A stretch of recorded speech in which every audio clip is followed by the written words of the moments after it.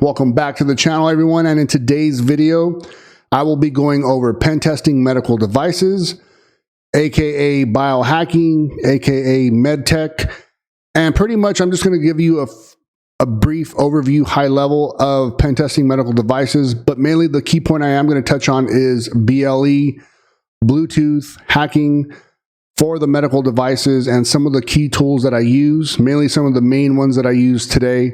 And then some of the applications, and then I'll touch on some of the other things later down the line, such as mobile pen testing, mobile apps, some of the stuff that I use like FOSSA, Sneak, and then also MobSF, which ones go where as far as code review, part of the pen test, etc. So enough with that, let's hop right into this video.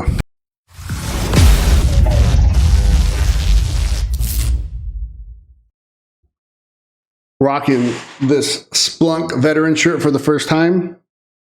So, as I said, some of the tools that I use, the main one, actually I had an older one that I have that I think I've shown in some of my videos before, but also on my Instagram. I got a new one, which is the HackRF One with the new PortaPack H4 Mayhem.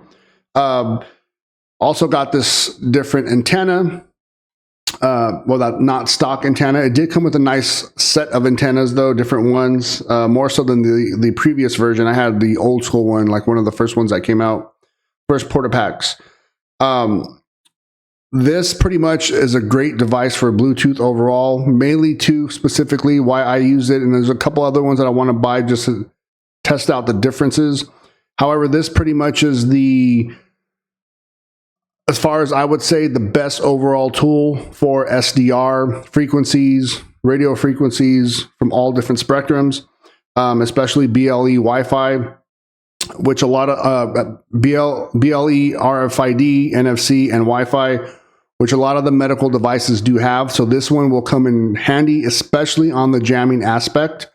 So this is one of the key things, and this is actually why I was really trying to buy it at DEF CON. However, from what I was told, they sold out of the modules that were fully put together. They only had the front plate, which is not what I wanted. I wanted the fully model, the whole set.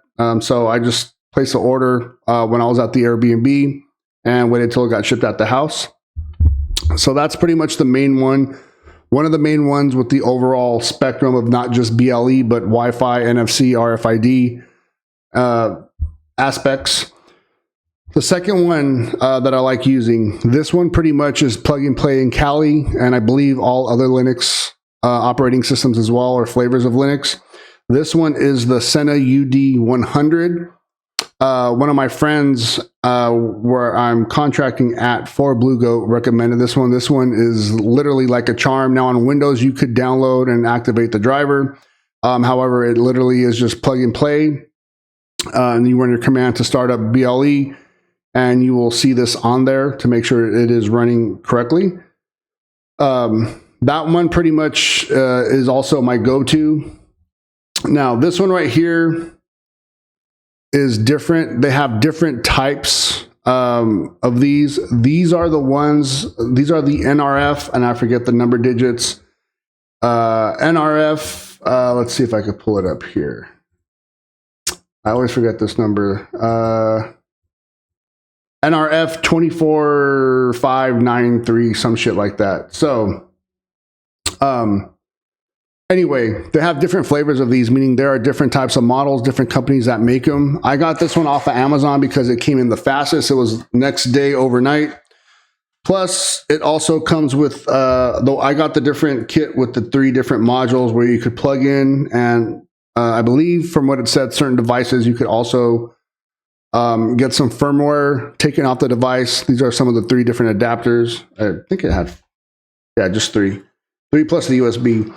So you could pretty much take some of the BLE firmware off and kind of do some reverse engineering, maybe even some of the IoT stuff.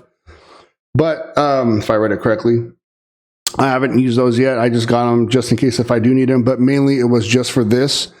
Now I'm going to plug this in just to give you kind of a brief demo of some of the stuff, how it looks like.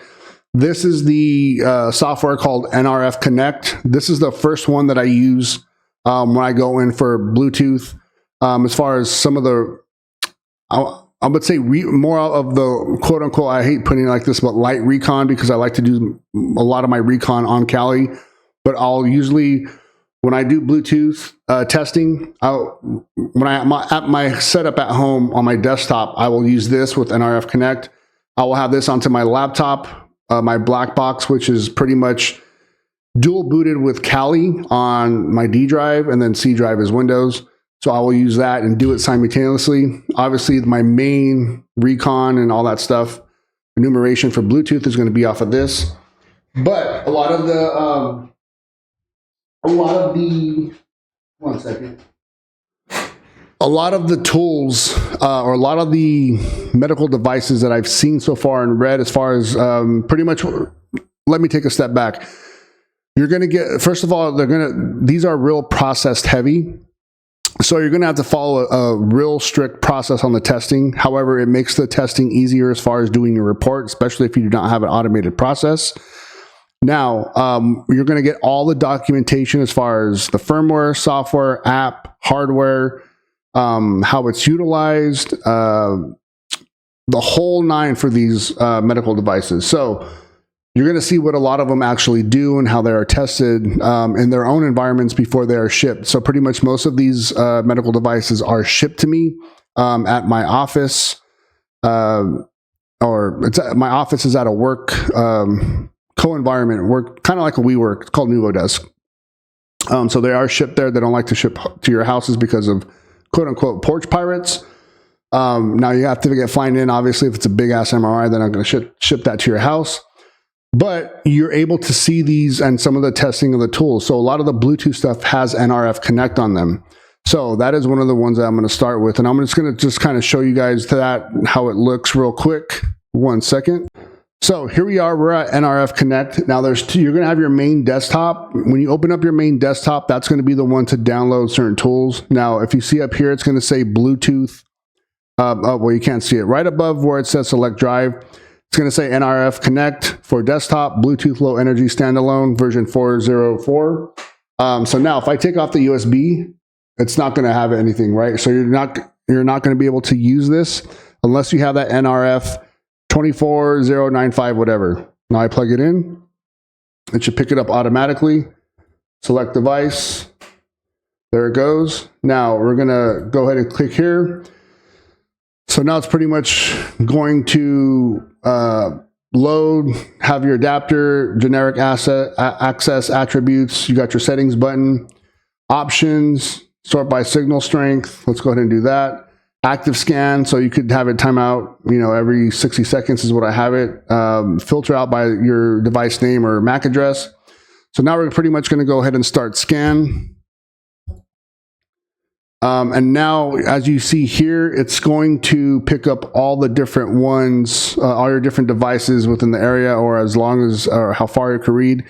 Now, as I said, there's different flavors of these USBs, the NRF 24095, whatever. It's something like that. You'll see it when you go to Amazon, type in NRF, whatever, NRF 24095, whatever. They have one that has a pretty good range at Hacker Warehouse. I do want to get that one because the range is really long. It's almost like those alpha adapters, those little small ones. It's pretty much similar to that. I don't know if the strength is actually that long or strong, but it's similar. It's, you'll see it on Hacker Warehouse. So pretty much here it goes. It's just filtering up or scanning all these things. The highest, the closest, best signal strength is obviously going to go to the top. So let's go ahead and let's just go. I don't even know what the hell these are. Let's just go ahead and try to connect to one. See what happens. See if it doesn't get held up. Details, access random, private, non-resolvable, non-connectable, undirected. So that's not going to work. So let's go ahead and try to do the Samsung. There we go. Peripheral settings, generic attribute, service change. Now at the bottom, it's going to say connecting to device, connected to device, connecting to device, disconnected. So this other one that we had before, let us connect. And that's some of the issues with the medical devices. They'll let you connect for 2 to 5 seconds and they'll kick you off. that is technically a low, because even though it's a low, you still got to admit that as a finding, because even though you're kicked off, you're still being able to connect. However, you can't do any read or write access. So let's go here and see what we have. Generic access, read. We have no writable access, right? So let's just say if it was a Samsung like a Garmin heart rate or blood pressure monitor. So right now we can only read. Oop, there we go. Got kicked off. So let's try it again. All right, now we got back on. Oh, kick this off. So disconnected. Attribute read level handle OX16 sucks because it's not OX3. But anyway, you get kicked off. So let's try this one. Just to give you a quick example here on how this works. So this is kind of like the one I like to use to start off. Like I said, I'll have my laptop running with the UD100 from Senna, and doing my main enumeration, reconnaissance, etc. on all these devices. Some of the Bluetooth tools from GitHub and Kali. I could make a video on those if you guys want as well. But pretty much I'll use this because a lot of those apps that have Bluetooth or sensors, connectors, hardware that actually have the Bluetooth piece that go into the that connect to the app, or iPhone, Android phone, Android tablet, etc. You'll see too that a lot of them do test with this. So this is a good thing in case they miss anything. And there's a lot of documentation and a lot of blogs on this as well to try to get try to find more vulnerabilities, or actually show you more vulnerabilities that are going to be exploitable as well. So, and also make sure you don't go out of that, meaning the scope, because you do not want to damage the device, especially if it's hardware. Now, if it's some of the hardware might be one-time use, so when the battery runs out, because they are quote-unquote medical devices, you're going to have to toss them. So you're also going to want to be very, very careful when testing, especially if you run out of battery.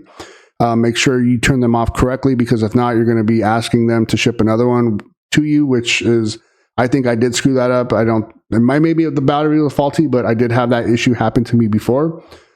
So let's go ahead and try this one, see if we get connecting to device. Doesn't look like it's going to let us connect. So it seems like all these are pretty good for the most part. Disconnected, it's kicking us off.